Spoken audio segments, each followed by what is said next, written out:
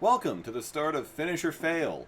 This is a series that was originally created by somebody, and then it was popularized by a YouTuber named Digibro, who no longer exists.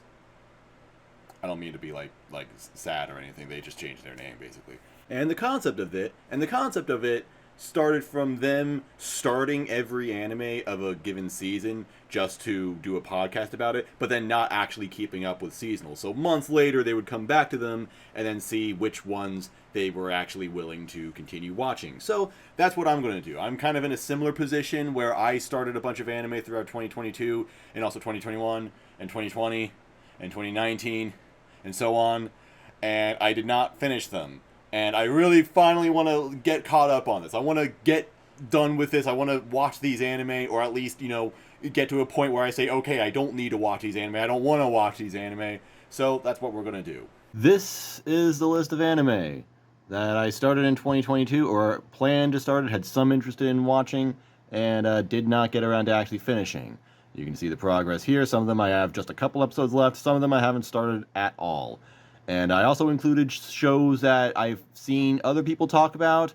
I've seen other people kind of gas up, like Birdie Wing, which I thought was going to be really stupid based on the preview I got, but apparently it's really, really good.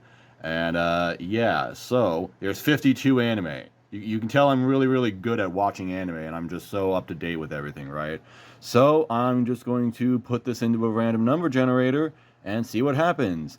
And we got number 40. Number 40, that's a completely different website. Number 40 is Sabikui Bisco. Alright, I was really into the first two episodes of this, and I thought this anime was going to be really, really good.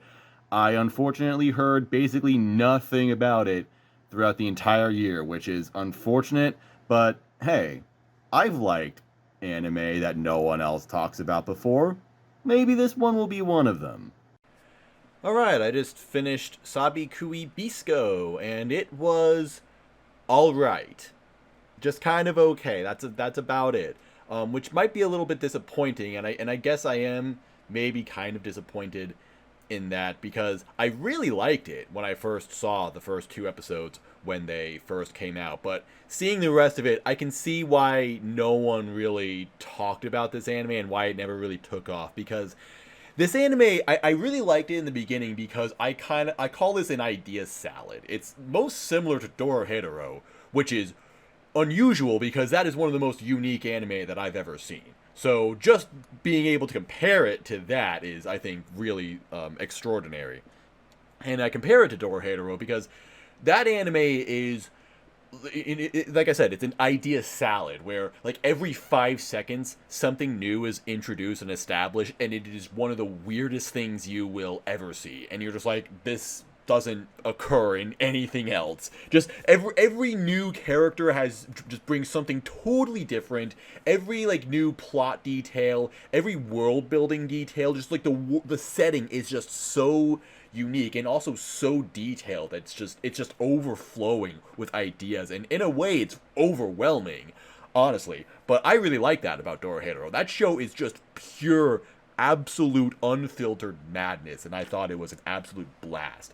And I kind of thought that Bisco had similar qualities where, again, every 5 seconds something new gets established, and you're just like, what the fuck is that? Like, the anime is about this world that where everybody has been infected with a disease that causes their bodies to rust. They have rust on their bodies, and it's said that this is caused by these mushrooms. There are these giant mushrooms everywhere, and everyone believes that those mushrooms are what cause the rust.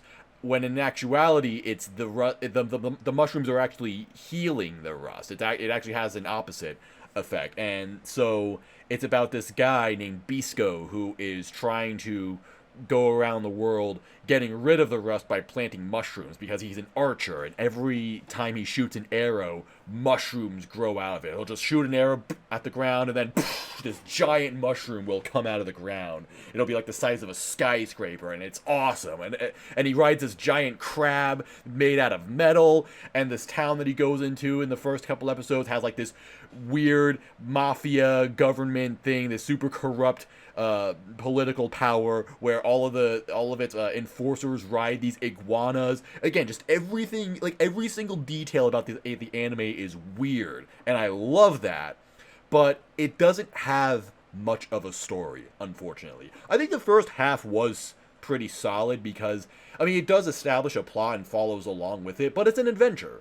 So you still get more of the world, you still get more of these really, really weird ideas, like, oh, we gotta go to this place and do this weird thing. Like, there was one episode where they kind of go into this, there's like this setting, there's this like city that's built on this really old, I'm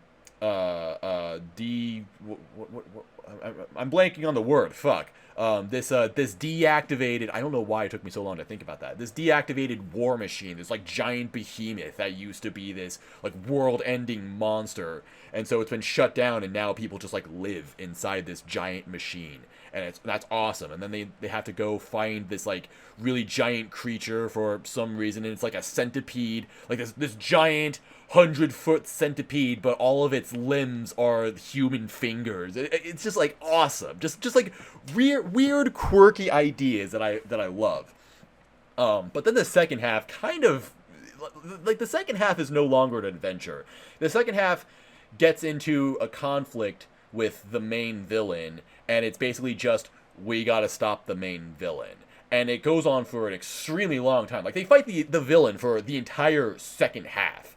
And it's kind of where the ideas, the overflowing ideas of this anime kind of backfire, because then it just kind of becomes all bullshit. And I mean, I guess in a way the anime was already all bullshit, but now it's like, oh, this is going to have actual plot relevance. And so things are going to happen dictated by this very strange logic, by all of these really weird things happening. So basically, it kind of starts to feel like the series is just dropping a bunch of asspulls one after another. Like, the main villain dies like 3 different times. It's kind of insane. He gets fought one time, like the main character. There's actually like 3 main characters, but I guess the main character is this guy who I actually don't remember his name, LMAO, but he's got blue hair and he has a spot on his eye, so people call him Panda. So I'm just gonna call him Panda.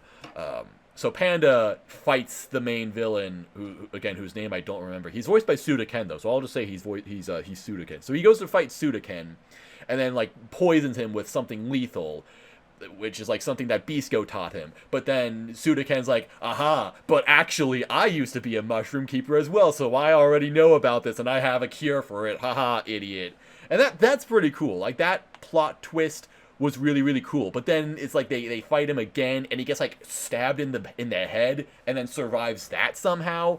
And then he gets like thrown into a volcano, and then survives that by basically turning into this giant, another world-ending behemoth machine, which, and the last couple episodes just kind of turn into just fighting that, and it's honestly not very fun. And it's just like a bunch of like superpowers, power-ups, ass pulls, call them what you will. I didn't hate watching this or anything, but I was a little bit like, I don't really care anymore. Like, I was kind of indifferent towards the stuff that was happening. I guess instead of Dorohedoro, this anime is more similar to Children of the Whales. That's what I started thinking when watching this, because Children of the Whales is an anime that has really, really strong world building, but no story. Well, that's not... Okay, Children of the Whales had a terrible story.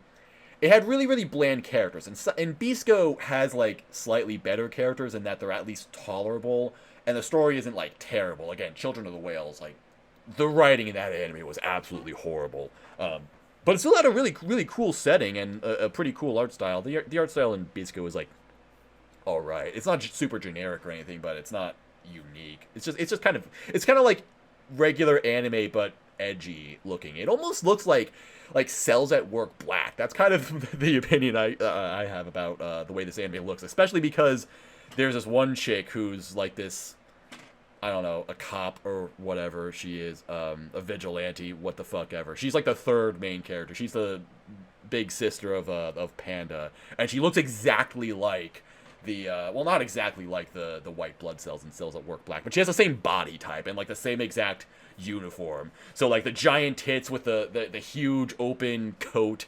and she's all like edgy and serious and shit like that. Yeah. But yeah, so it's kind of like Children of the Whales in how this anime has strong world building, but I wouldn't say like zero story and zero characters, or rather like in Children of the Whales again was like negative story and negative characters. This was like, it was just like okay. I would just kind of say forgettable characters. They weren't even bland, they just weren't that interesting. But I guess they were fine enough to keep the show moving. So, yeah. Overall, I thought this anime was just like, alright. I thought it was enjoyable enough to, keep watching, and I don't regret watching it, but I don't think that I kind of realize now I didn't really miss out on much by not completing this until a year after it ended. The one thing I am most surprised about it, though, is that it actually told a complete story. That is something I really did not expect, especially since this is a light novel adaptation. Although, given given what occurs in this anime, I would not have expected this to be a light novel. I thought this would have been a manga, honestly, but no, somehow it's a novel. That was weird. But since light novels tend to go on really, really long, I thought that I didn't expect this to be a complete story. But no, it actually completely wraps up its story in this one season. Although I did look on my anime list, and apparently there's a sequel novel series. There's a Sabikui Bisco 2 novel, so I don't even know what the fuck that would be about, honestly. But if they make a second season, I might watch it. Just to be curious. The one thing I did like the most about this anime, and I'm going to look up this composer's name, is the music. The music in this anime was freaking awesome. And I got the impression that this anime would have really, really cool music from the trailer.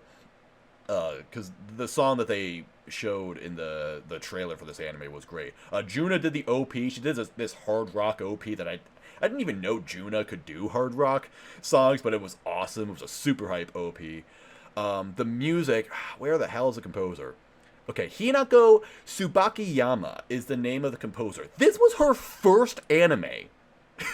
Like, I don't know if she's had projects before that. She's born in 1997, so she's pretty young, so she might be, like, genuinely new to this profession, I guess. But she did the music for this, and it was awesome. It was just, this anime had such a cool soundtrack. A lot of it was, like, really almost like extreme metal thing, like that song that I was complimenting that was shown in the trailer, which has like this weird hardcore vocal and this really awesome build up going waiki waiki waiki waiki waiki bang bang bang. Yeah, there's like death metal vocals in a lot of the songs in this soundtrack, and I thought it was awesome. Just really, really cool soundtrack overall. I am definitely going to check it out if it's on Spotify or whatever.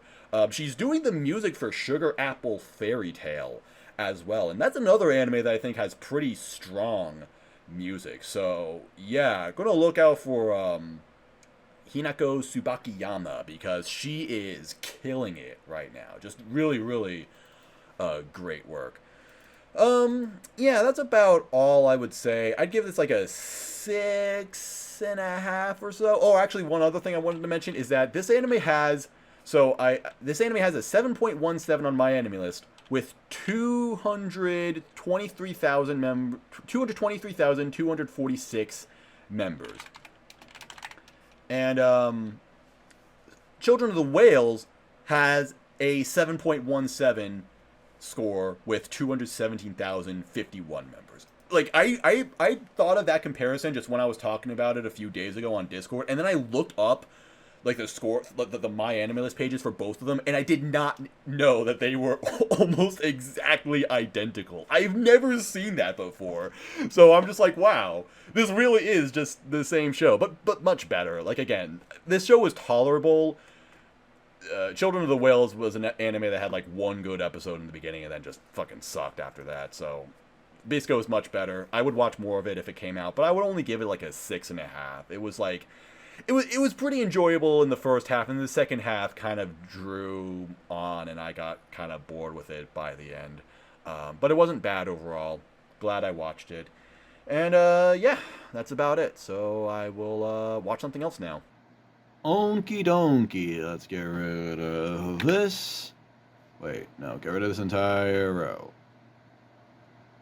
Okay, we are down to 51. One down, 51 to go. Let's put the number in. Get it. And 27. 27 is... Where is it? Up, up, up. Koroshi I. This is Love of Kill. I honestly did not care much for the first 2 episodes of this. So we will just see how the rest goes, I guess. Alright, I dropped Koroshi I. I'm going to drop it after 4 episodes. So I watched 2 when the show first came out, and then I just watched 3 and 4 right now. I don't actually remember what made me want to not drop it back last year. Maybe it was just to be nice. Maybe I was just saying, this show doesn't completely suck, so I'm not going to drop it right now. It kind of has some mystery that I might be somewhat willing to invest in, but nah. I mean, it does have mystery. It does have intrigue, I guess, but none of it is interesting. Like, everything about it is honestly really boring, at best. At worst, it's just downright creepy and weird. So this anime is about this assassin, this this great assassin or something, named Chateau Dankworth for whatever fucking reason. And then there's this guy who, like, I don't know, has some connection to her and is trying to get close to her, I guess, but kind of does this by getting in her way and just being really annoying. To the point where he just comes off really creepy and extremely overbearing and just, like, wrong. Like, the show just feels wrong. And it doesn't present this relationship as this weird, unhealthy sort of thing. Like, episode 3 had a pretty big focus on the two of them, where this girl was, like, knocked out, like, Chateau, I don't know, someone ambushed her and she got her shit beat. So this guy, like, rescued her and is now sheltering her in a hotel room for a little bit, and even, like, gets all of her clothes and puts them into a wash when she's in the shower. All of this is completely without her consent, so now she just doesn't have any clothes to wear, and they try playing up the situation as if, oh, it's, like, so funny and cute, haha, but I'm just like, this is fucking gross. Like, low-key, this is really not okay. And I don't think the show should be presenting this as a funny, cute situation, because it's really not, guys. Like, don't do this to women. And the thing is, this woman is supposed to be good at whatever it is she does. She's a bounty hunter. That's what I meant to say. Yeah, she's a bounty hunter. Apparently, you're supposed to be really successful at it. Every single episode, she has gotten her ass beat. She has not done a single thing in 4 episodes. Every single episode, someone gets the jump on her, and she gets fucked up, and this guy has to come in and save her. And it is just like, that just kind of adds to the wrongness of it. She's supposed to be some, hard, independent woman who can do everything on her own, but she's just a damsel in distress every single episode. And she has no personality whatsoever. The guy, I want to say he has a personality, but it's mostly due to the fact that he just doesn't share anything. He's just hiding a lot of stuff. This guy's got some kind of weird, dark past, but the show's just kind of drip-feeding it, and it's drip-feeding everything. It's drip-feeding about both, everything about both characters, their backstories, because Chateau also has a fucked-up backstory, and just none of it is interesting. Like, none of it is good. So I'm already, like, totally tuned out of this. Yeah, just, I don't know, maybe the show isn't, like, completely terrible, like I said, but I am just not at all interested in watching another 8 episodes of this, personally. So that's it for this one. Okay, I am not going to watch anything else today. I think I'm just going to spend the next couple hours playing Apex Legends, and then I'm going to go to bed after that. But I think I still have room in this video for one more, so I will delete that. And yeah, so 50 left. I'm just going to set up for what I'll do tomorrow. So 1 in 50, get some numbers. What do you got? 24, pretty close to the last one. 24 is going to be Kaguya-sama Season 3! Oh shit, boy, we just got Kaguya. You know, it's unfortunate that I'm like totally broke right now, or I just missed. I don't actually know when it's coming out. I think I already missed the opportunity to go see the movie. But if I can still see it, you know what? I get paid tomorrow. Maybe if it's still in theaters, I'm gonna go treat myself this weekend because I'm gonna finish season 3 finally. I also wrote 5 out of 13 episodes ? Because I don't actually know how much I've watched of this. I might just start from episode 6 because Kaguya-sama is an amazing anime, and I would not mind rewatching some of it. That's some good shit right there, boy!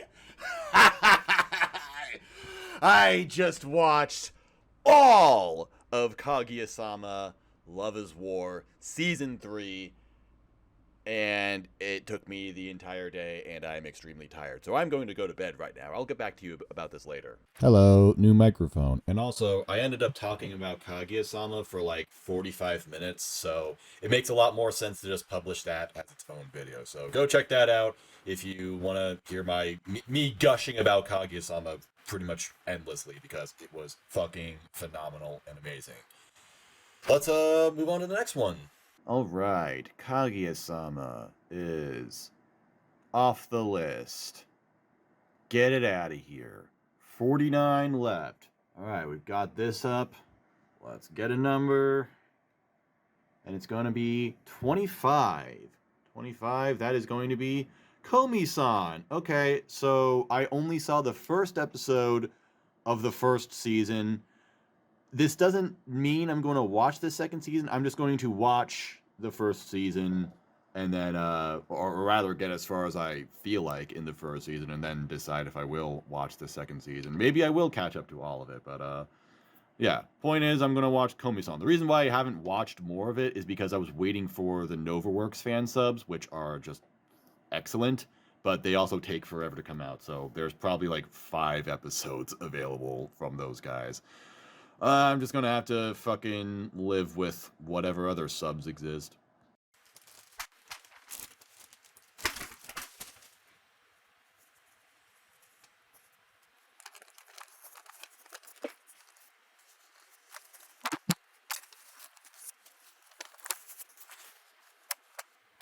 Something like that, I assume.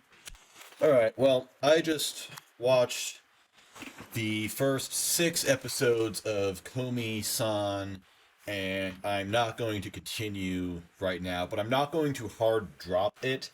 Instead, what I'm going to do is I'm going to keep doing what I've been doing this entire time, which is wait for the NovaWorks fan sub, because they do an absolutely phenomenal job of translating all of the text on screen, because visually this anime has a lot of typography. I heard something. That's why I stopped. So, yeah, there are lots of like on-screen gags. Not even really gags, but just like lots of descriptive text on screen that they not only translate but actively incorporate into the show. Like sometimes they will just replace the text itself. Like it'll be Japanese writing, obviously, but then they'll just replace it with English text and then animate it so it moves along with whatever object it's part of. It's really, really awesome stuff, and I really appreciate that. They do everything they can to make the show as well presented as it possibly can. Again, every little visual sort of element in this anime, they do their best to recreate faithfully for an English speaking audience, and I really appreciate that.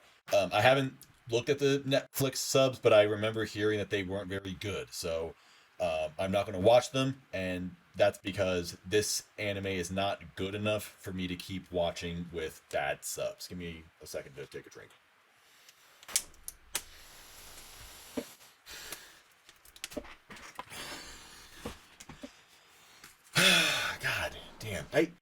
I did not know that this was going to be a bad show, honestly. I was so enthusiastic about this series after watching the first episode.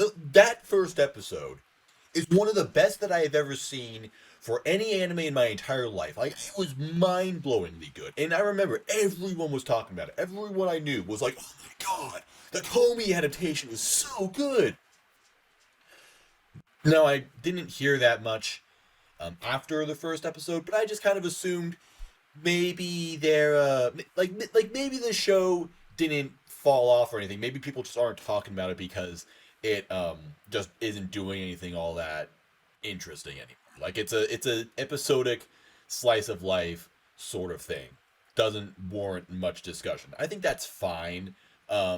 No, the reason why I haven't heard much about Komi-san is because this series is low-key ass. And again, I did not expect that at all.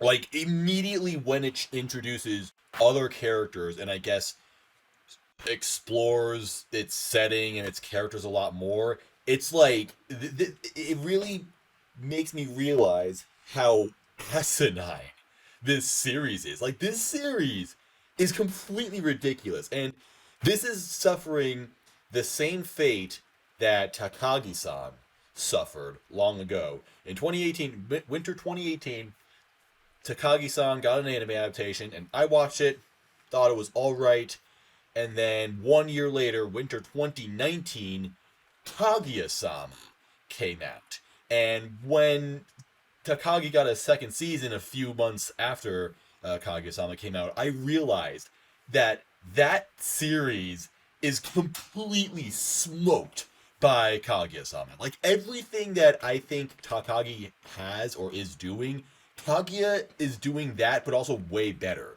Because both series are about these kind of competitions between two characters who very obviously love each other, but won't bring themselves to admit it to each other, so they kind of want to make the other submit to them or something like that. And it's like, whatever.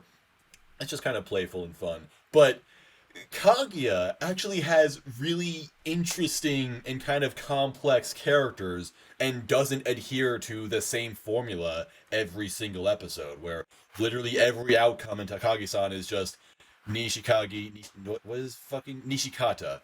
That guy just loses because he's a fucking idiot. So he either underthinks or overthinks every situation, then Takagi wins and she laughs and it's cute and it's like, okay.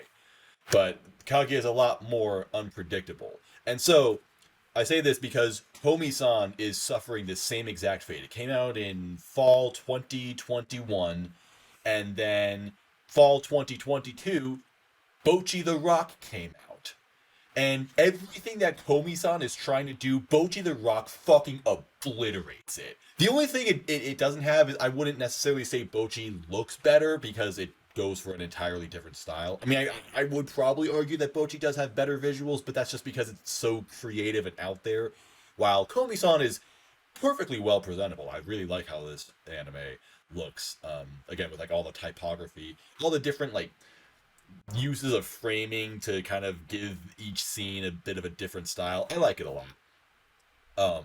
But like, in terms of what this anime is trying to do, like where it's trying to portray this character with a very, very serious and unfortunate mental deficit, yeah, Bocchi the Rock is doing the exact same thing, but so much better. Because what Komi-san is doing is it honestly treats its titular character like an object. Like, this is just straight up an objectification of a cute or pretty or hot or whatever, however you feel about her character. Because you don't actually really get a sense of what she actually feels, because she's not the one saying how she feels. In Bocchi the Rock, you know, you actually understand why Hitori Goto is the way she is. You understand what's going through her head in all of these weird, funny circumstances.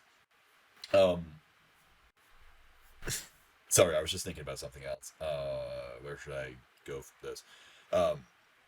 Yeah, like like Bocchi the Rock actually feels like it's about that character, while Komi-san is a third-person view of someone with anxiety, with someone with a mental disorder, because the anime is really about the guy. What's the guy's fucking name? I already forgot about it. Tadano.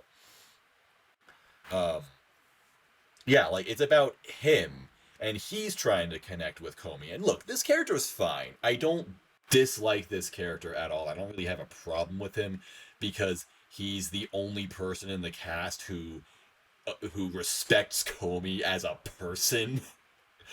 Uh, but like the issue that I have with it is that like not only do I have an issue with that, but the biggest problem this anime has is that everyone in this cast is fucking insane.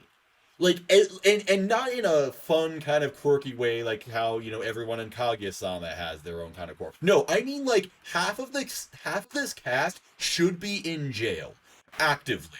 They are fucking horrible people, and honestly, I wouldn't blame Komi-san for not talking to any of them either. Like they only contribute to Komi's problem of not being able to talk to people and not being able to open up to people. Because why would you open up to these people? They're fucking sick. Again, Tadano is like the one character who's kind of normal, and then there's his friend, who has some kind of interesting gender identity sort of thing that the show isn't commenting on at all. It's just like, oh, this person identified as a guy in middle school, and then when they went into high school, they started wearing a skirt and calling themselves a girl.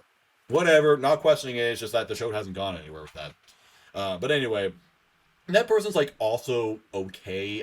I'm fine with this character, but sometimes they contribute to the problem, where they get the whole class riled up into.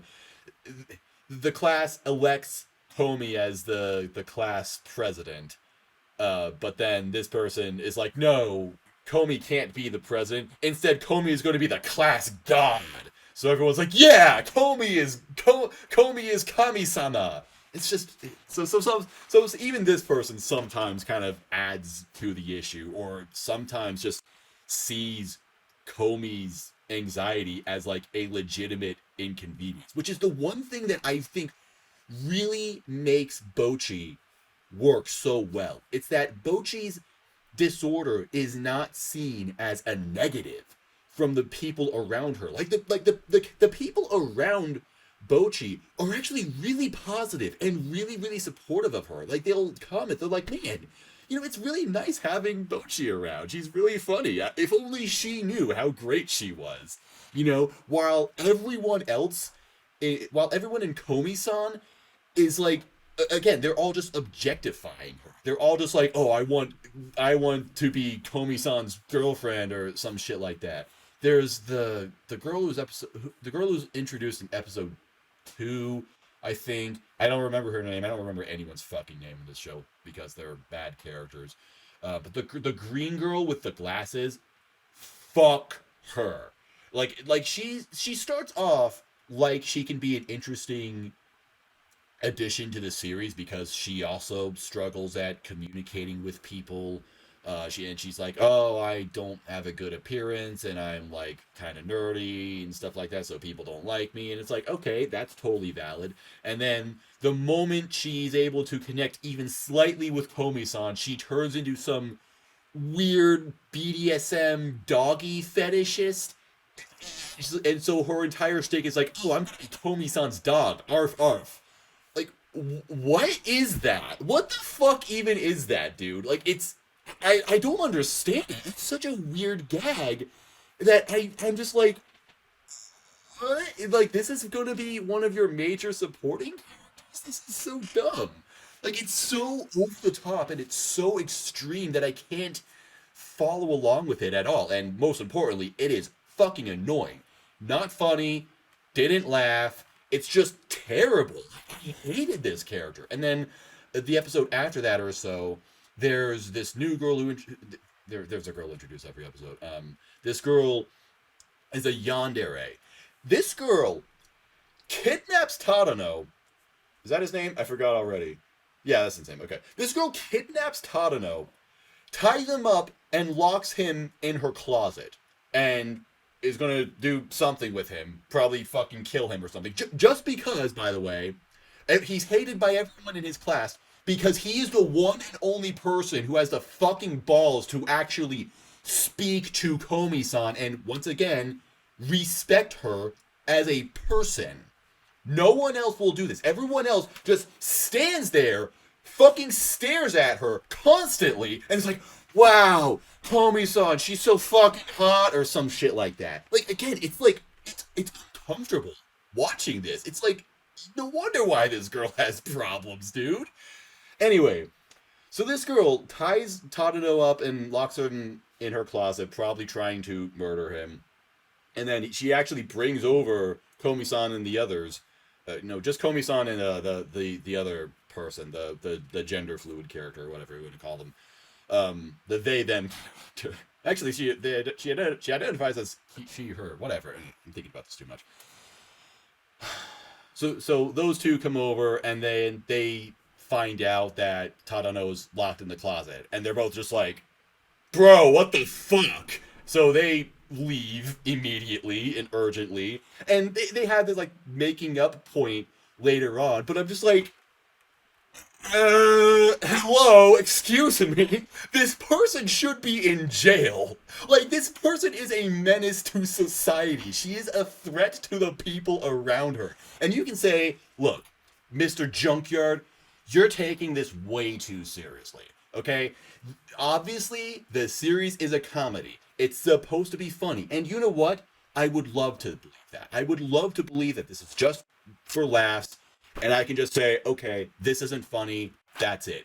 But when this anime is trying to comment on a legitimate issue like mental health disorders, then I'm sorry for actually trying to approach it seriously. Again, the first episode really portrays Komi's disorder really well and tells this really heartwarming story of this person who is able to recognize her struggle and respects her for that and is like genuinely interested in helping her with it. Like, he wants to connect with this person and help her overcome this. It's a really, really great story, and I thought that's what Komi-san would be. Like, so yeah, I'm gonna take it seriously. I'm not saying that a comedy has to be all, or that, no. I'm not trying to say that just because I'm taking it seriously or I'm approaching it seriously that it can't also be funny. It's really coincidental that, or really convenient that I just talked about Kaguya-sama yesterday. So go watch the Kaguya-sama video for something that is a very, very funny show, but is able to bring itself down to earth to take itself seriously and get you to take it seriously. And honestly, even if this series was just all comedy, it was all laughs, it was all haha, funny jokes, then that's still bullshit because you're portraying very serious and very real issues. Granted, Komi is an extreme case of anxiety disorder or whatever you want to call it, whatever the show wants to call it. But it's a real thing. This is a thing people struggle with. I struggle with it, okay? I take offense to this show because I am also someone who has had difficulty my entire life opening up to people, communicating with people, initiating conversation with people. So, yeah, I'm not going to look at this show and just appreciate it as some funny gag series because this is like a real thing that, again, it's not funny to have these issues. Like, sure, we can joke about it in the way that Bocchi the Rock is able to joke about it because, again, you're able to understand what Bocchi is actually feeling, but it's not like I'm looking at this aspect of my mind thinking, oh, yeah, shucks, right? I'm so silly because I'm unable to talk to people properly. Wow, XD. That it's not funny. Like, this is an actual problem. This is something that makes me sad that I can't talk to people like other people talk to people. It's really unfortunate. So, no, I'm not going to pass up Komi-san as just some silly anime because if so, then shame on it for objectifying people who suffer from disorders like this. So, yeah, That's why I'm upset about it. That's why this anime is uncomfortable to watch, because it's just not doing anything to, I don't know, spin a positive on this disorder or show any progress on it. Like, it's been 6 episodes and Komi-san still can't talk to anybody. The best she can do is she can write on a piece of paper, but most of her day-to-day actions are just kind of sad to follow. And look, sure, this anime does have some alright moments. It's not like completely terrible to me, but I'm just like really surprised that this anime is not what I thought it was going to be based on that first episode. It's like it had such a strong hook in the first episode and then dropped the ball in the weirdest way possible by being so ridiculous and absurd that I just don't appreciate that about it. So yeah. I don't know if I have anything else to say about it beyond that, but yeah. Again, I'm not gonna hard drop it because I've heard that it gets better. Even my friend F, who is a very big fan of this series, even she has said that yeah, the first year is not very good, which, you know, it's one of those things where, oh yeah, it might be bad at first, but it gets better later. Woo, cool. But I'm not in any rush to watch more of this, so I'm just gonna keep up with the fan subs because the fan subs are great and I appreciate them. The only issue is that they're so complex that they average 1 episode every 3 months or so, because it's been a year and a half almost since this anime started, and there are 6 episodes out from this fan subgroup. But that's fine, whatever. I don't want to watch more of it anyway, so thanks for being super slow. Never works. Anyway, yeah, Komi-san. Actually, surprisingly, not very good. How sad.